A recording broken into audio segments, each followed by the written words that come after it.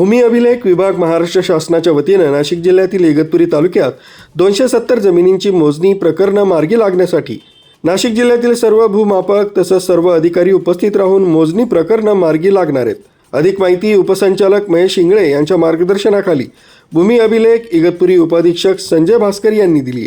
नमस्कार, मी संजय भास्कर, उपाधीक्षक भूमी अभिलेख इगतपुरी तालुक्यामध्ये जवळजवळ 6-6.5 महिन्यापासून आपल्याकडे पाऊस सुरू होता।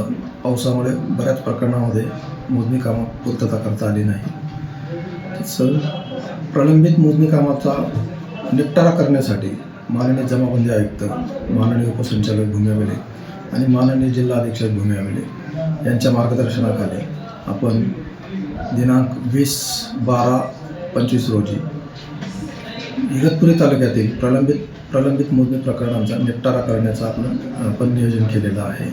तर 20 तारखेला संबंधित शेतकरी सहधारक यांनी कृपया सहकार्य करण्यास विनंती आहे।